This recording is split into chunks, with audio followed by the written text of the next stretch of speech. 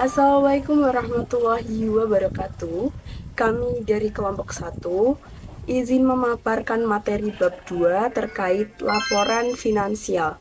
Sebelumnya, perkenalkan, saya Arfa Munarrohifa dengan NPM terakhir 2028 dan rekan-rekan saya Alimna Nada Pawestri dengan NPM terakhir 2036 dan Isroriyah NPM terakhir 2093. Laporan operasional adalah laporan yang menjadi inti implementasi laporan akrual. Laporan ini menyajikan ikhtisar sumber daya ekonomi yang menambah ekuitas dan penggunaannya yang dikelola oleh pemerintah daerah untuk kegiatan penyelenggaraan pemerintahan dalam satu periode pelaporan. Pos-pos yang disajikan dalam laporan operasional terdiri dari 1. Pendapatan laporan operasional 2. Beban-beban 3. Surplus atau defisit dari kegiatan operasional 4. Kegiatan non-operasional yang kelima, pos luar biasa dan yang keenam, surplus atau defisit laporan operasional. Yang pertama, pendapatan laporan operasional. Pendapatan laporan operasional adalah hak pemerintah daerah yang diakui sebagai penambah nilai kekayaan bersih dalam periode tahun anggaran yang bersangkutan dan tidak perlu dibayar kembali. Pendapatan laporan operasional diklasifikasikan menjadi 3 kelompok, yaitu yang pertama, pendapatan asli daerah atau PAD, misalnya pajak daerah, retribusi daerah, dan lain-lain PAD yang sah. Yang kedua, pendapatan transfer, misalnya transfer pemerintah pusat dan transfer antar daerah. Yang ketiga, lain-lain pendapatan daerah yang sah, misalnya dana hibah. Yang kedua, beban. Beban adalah penurunan manfaat ekonomi atau potensi jasa dalam periode pelaporan yang menurunkan ekuitas, yang dapat berupa pengeluaran atau konsumsi aset atau timbulnya kewajiban, misalnya beban pegawai, beban barang dan jasa, beban bunga, dan lain-lain. Yang ketiga, surplus atau defisit dari kegiatan operasional. Surplus atau defisit dari kegiatan operasional adalah selisih lebih atau selisih kurang antara pendapatan dan beban selama satu periode pelaporan. Yang keempat, kegiatan non-operasional. Pendapatan dan beban yang sifatnya tidak rutin dikelompokkan ke dalam kegiatan non-operasional. Yang kelima, pos luar biasa. Pos luar biasa memuat kejadian luar biasa yang mempunyai karakteristik kejadian yang tidak dapat diramalkan terjadi pada awal tahun anggaran, tidak diharapkan terjadi berulang-ulang, dan kejadian di luar kendali entitas pemerintahan. Yang keenam, surplus atau defisit laporan operasional. Surplus atau defisit laporan operasional adalah selisih lebih atau selisih kurang antara surplus atau defisit kegiatan operasional, kegiatan non-operasional, dan pos luar biasa. Untuk selanjutnya, saya akan membahas mengenai laporan perubahan ekuitas. Jadi, laporan perubahan ekuitas itu menyajikan mengenai kenaikan atau penurunan ekuitas tahun pelaporan dibandingkan dengan tahun sebelumnya. Nah, pada laporan perubahan ekuitas ini terdapat 5 pos. Pos yang pertama yaitu saldo ekuitas awal. Jadi, saldo ekuitas awal itu berasal dari saldo ekuitas neraca tahun sebelumnya. Untuk pos yang kedua yaitu surplus atau defisit laporan operasional. Nah, surplus atau defisit laporan operasional ini berasal dari laporan operasional. Dan pos yang ketiga yaitu dampak kumulatif perubahan kebijakan atau kesalahan mendasar. Pada pos ini itu biasanya menyajikan mengenai koreksi nilai persediaan, selisih revaluasi aset tetap, dan lain-lain. Untuk pos yang keempat yaitu rekening koran pejabat pengelola keuangan daerah. Nah, rekening koran pejabat pengelola keuangan daerah ini hanya disajikan oleh Satuan Kerja Perangkat Daerah atau SKPD. Untuk pos yang kelima yaitu ekuitas akhir. Jadi ekuitas akhir terakhir di sini merupakan gunggungan dari pos ekuitas awal hingga pos dampak kumulatif perubahan kebijakan atau kesalahan mendasar. Untuk pembahasan selanjutnya yaitu membahas mengenai neraca. Jadi neraca ini menggambarkan posisi keuangan suatu entitas pelaporan yang mencakup unsur-unsur aset, kewajiban, dan ekuitas. Kita bahas mulai unsur yang pertama. Unsur yang pertama yaitu aset. Aset merupakan sumber daya ekonomi yang dikuasai atau dimiliki oleh pemerintah sebagai akibat dari peristiwa masa lalu dan dari manfaat ekonomi di masa depan. Aset sendiri dapat dibagi menjadi dua, yaitu aset lancar dan aset non lancar.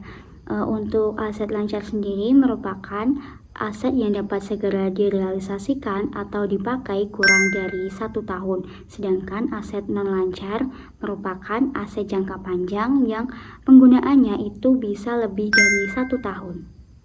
Aset lancar sendiri dapat diklasifikasikan menjadi beberapa jenis, yaitu kas dan setara kas, investasi jangka pendek, piutang, beban dibayar di muka, dan persediaan. Untuk klasifikasi yang pertama yaitu mengenai kas dan setara kas. Jadi, kas sendiri itu merupakan uang tunai dan saldo simpanan di bank, baik berupa rupiah maupun valuta asing yang setiap saat dapat digunakan secara bebas untuk membiayai kegiatan pemerintahan. Sedangkan setara kas merupakan investasi jangka pendek yang sangat likuid yang bisa dijabarkan menjadi kas serta bebas dari risiko perubahan nilai yang signifikan. Contoh dari kas dan setara kas yaitu dana cadangan, surat utang negara atau obligasi dan deposito kurang dari 3 bulan. Untuk selanjutnya yaitu investasi jangka pendek. Jadi investasi jangka pendek sendiri itu merupakan investasi yang dapat segera dicairkan dan dimaksudkan untuk dimiliki selama 12 bulan atau kurang. Contoh dari investasi jangka pendek yaitu deposito berjangka 3 bulan atau kurang dari 12 bulan dan pembelian surat utang negara. Selanjutnya yaitu piutang. Piutang merupakan jumlah yang harus dibayar oleh pihak lain kepada pemerintah daerah. Contoh piutang dari pemerintah daerah meliputi piutang pajak daerah, piutang retribusi, dan piutang lain-lain PAD yang sah. Selanjutnya yaitu beban dibayar di muka. Jadi beban dibayar di muka merupakan pembayaran terlebih dahulu atas beban-beban yang belum menjadi kewajiban entitas pada periode pelaporan. Selanjutnya yaitu persediaan. Jadi persediaan merupakan aset lancar dalam bentuk barang atau perlengkapan yang digunakan untuk mendukung kegiatan operasional pemerintahan. Selanjutnya kita akan membahas mengenai aset non lancar. Nah, aset non lancar sendiri itu diklasifikasikan menjadi beberapa. Yang pertama yaitu investasi jangka panjang, aset tetap, dana cadangan, dan aset lainnya. Investasi jangka panjang dibagi menjadi dua, yaitu investasi permanen dan investasi non-permanen. Investasi permanen sendiri merupakan investasi jangka panjang yang dimaksudkan untuk dimiliki secara berkelanjutan, sedangkan investasi non-permanen merupakan investasi jangka panjang yang dimaksudkan untuk tidak dimiliki secara berkelanjutan atau ada niat untuk diperjualbelikan. Selanjutnya yaitu aset tetap. Aset tetap merupakan aset yang mempunyai masa manfaat lebih dari 12 bulan yang digunakan untuk kegiatan pemerintahan atau digunakan oleh masyarakat secara umum. Contoh aset tetap yang dimiliki oleh pemerintah yaitu berupa tanah, gedung atau bangunan, jalan, irigasi, dan jaringan, serta aset tetap lainnya. Untuk selanjutnya ada dana cadangan. Jadi dana cadangan itu merupakan dana yang dapat disisihkan untuk menampung kebutuhan yang memerlukan dana yang relatif besar yang tidak dapat dipenuhi dalam 1 tahun anggaran. Yang terakhir ada aset lainnya. Jadi aset lainnya di sini merupakan aset non lancar selain investasi jangka panjang, aset tetap, dan dana cadangan. Untuk unsur selanjutnya yang ada di neraca yaitu kewajiban. Jadi, kewajiban itu merupakan utang yang timbul dari peristiwa masa lalu yang penyelesaiannya itu mengakibatkan aliran keluar sumber daya ekonomi pada pemerintah daerah. Kewajiban dapat dibagi menjadi dua, yaitu kewajiban jangka pendek dan kewajiban jangka panjang. Jadi, kewajiban jangka pendek sendiri merupakan kewajiban yang harus dibayarkan dalam kurun waktu kurang dari 12 bulan. Contoh dari kewajiban jangka pendek yaitu utang bunga. Sedangkan kewajiban jangka panjang sendiri merupakan kewajiban yang harus dibayar dalam kurun waktu lebih dari satu periode akuntansi. Untuk unsur terakhir pada neraca yaitu ekuitas. Ekuitas merupakan kekayaan bersih pemerintah daerah yang merupakan selisih antara aset dan kewajiban pemerintah daerah pada tanggal pelaporan. Selanjutnya, saya akan menjelaskan terkait laporan arus kas. Nah, laporan arus kas ini adalah bagian dari laporan keuangan pemerintah daerah yang menyajikan informasi mengenai penerimaan dan pengeluaran kas selama satu periode. Berbeda dengan laporan berbasis akrual lainnya, laporan arus kas ini murni menggambarkan aliran tunai uang masuk dan keluar dari kas daerah. Nah, laporan arus kas ini disusun oleh Bendahara Umum Daerah dan diklasifikasikan menjadi 4 aktivitas utama, yaitu aktivitas operasi, investasi, pendanaan, dan transitoris. Langsung saja masuk ke aktivitas yang pertama, yaitu aktivitas operasi. Nah, aktivitas ini itu mencerminkan aliran kas yang digunakan untuk menjalani kegiatan rutin pemerintah. Untuk arus kas masuknya itu biasanya berasal dari pendapatan asli daerah, seperti pajak dan retribusi, kemudian ada penerimaan transfer dari pemerintah pusat dan pendapatan lain-lain dari pendapatan luar biasa. Kemudian untuk arus kas keluarnya itu biasanya digunakan untuk belanja operasional seperti pembayaran gaji pegawai, pembelian barang dan jasa, pembayaran bunga, subsidi, serta bantuan sosial. Aktivitas yang kedua yaitu aktivitas investasi. Nah, aktivitas ini itu mencerminkan perolehan dan pelepasan aset tetap serta investasi jangka panjang pemerintah. Untuk arus kas masuknya, ini bisa berasal dari penjualan aset tetap seperti tanah dan gedung. Kemudian ada penjualan investasi dalam bentuk sekuritas atau pencairan dana cadangan. Untuk arus kas keluarnya, ini biasanya digunakan untuk pengadaan aset tetap seperti membangun infrastruktur, kemudian penyertaan modal pemerintah daerah pada BUMD, serta adanya pembentukan dana cadangan.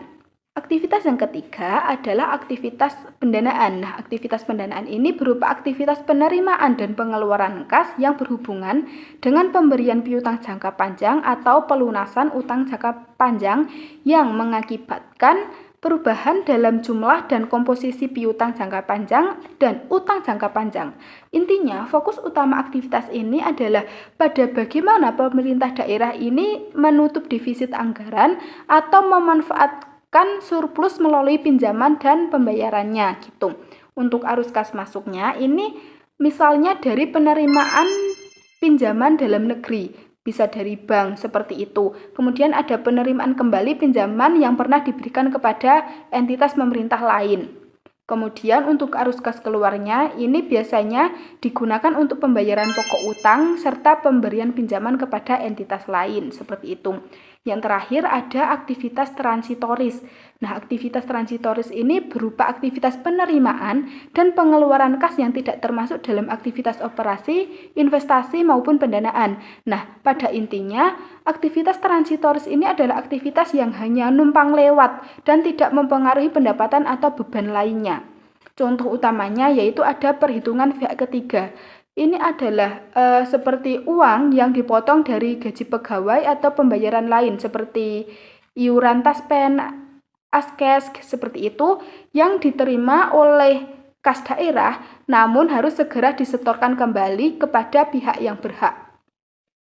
Nah, setelah mengetahui keempat aktivitas pada laporan arus kas, nah pada bagian laporan arus kas ini kita akan melihat perhitungan kenaikan atau penurunan kas selama 1 tahun. Nah, angka ini akan ditambahkan ke saldo awal kas untuk mendapatkan saldo akhir kas. Nah, kuncinya di sini itu saldo kas akhir pada laporan arus kas ini harus sama dengan saldo kas pada neraca pemerintah daerah di tanggal yang sama. Selanjutnya, setelah kita membahas laporan-laporan berbasis akrual sebelumnya, kita akan mengetahui adanya hubungan antara laporan operasional, laporan perubahan ekuitas, neraca, serta laporan arus kas. Nah, untuk memudahkan, kita bisa melihat hubungan ini layaknya rantai-rantai yang tidak terputus. Hubungan yang pertama yaitu dari laporan operasional ke laporan perubahan ekuitas. Nah, di sini laporan operasional itu menggunakan basis akrual untuk mengukur kinerja pembangunan dan pelayanan. Hasil akhirnya itu berupa surplus ataupun defisit LO. Nah, pada akhirnya surplus atau defisit LO ini akan dibawa ke laporan perubahan ekuitas. Jika surplus, maka akan menambah ekuitas pemerintah daerah. Sebaliknya, jika defisit, maka akan mengurangi ekuitas pemerintah. Dua, yaitu dari neraca tahun sebelumnya ke laporan perubahan ekuitas. Pada dasarnya, ekuitas pemerintah itu tidak muncul begitu saja. Namun, ekuitas akhir pada neraca tahun lalu akan menjadi ekuitas awal pada laporan perubahan ekuitas pada tahun berjalan. Nah, hal ini memastikan adanya kesinambungan antara kekayaan pemerintah dari satu periode ke periode berikutnya. Yang ketiga yaitu dari laporan perubahan ekuitas ke neraca tahun berjalan. Nah, setelah ekuitas awal itu tadi disesuaikan dengan surplus atau defisit LO, maka akan didapatkan nilai ekuitas akhir. Nah, nilai inilah yang kemudian dicantumkan pada pos ekuitas pada neraca di sisi pasifa. Dengan kata lain, laporan perubahan ekuitas ini adalah jembatan yang menjelaskan mengapa nilai ekuitas pemerintah daerah pada neraca itu bisa berubah. Yang terakhir yaitu ada hubungan kas, yaitu antara laporan arus kas dan neraca. Seperti yang sebelumnya sudah dijelaskan bahwasanya laporan arus kas ini berfokus pada aliran uang masuk dan keluar. Sehingga saldo akhir kas pada laporan arus kas ini harus mencerminkan uang tunai yang dimiliki oleh pemerintah daerah. Nah, dengan kata lain, karena neraca ini menyajikan posisi keuangan termasuk aset lancar, maka saldo kas di laporan arus kas ini harus sama dengan saldo akun kas di neraca pemerintah daerah. Nah, ini itu termasuk salah satu kontrol validasi data yang paling utama pada laporan keuangan pemerintah daerah.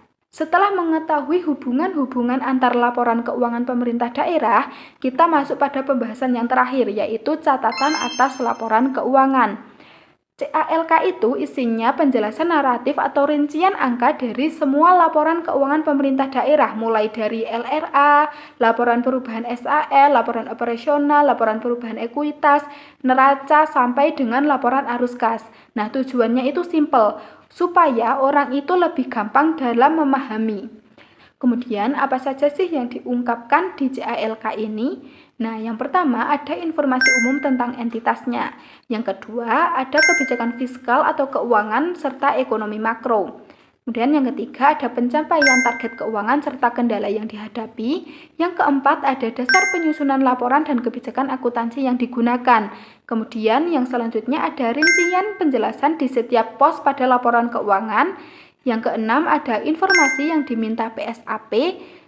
Kemudian yang terakhir ada informasi tambahan lainnya untuk penyajian yang wajar. Nah, jadi kesimpulan dari pembahasan kali ini yaitu laporan operasional menghasilkan surplus atau defisit LO yang akan menambah atau mengurangi ekuitas pada laporan perubahan ekuitas, di mana saldo akhirnya akan masuk pada kolom ekuitas di sisi pasifa pada neraca laporan keuangan pemerintah daerah.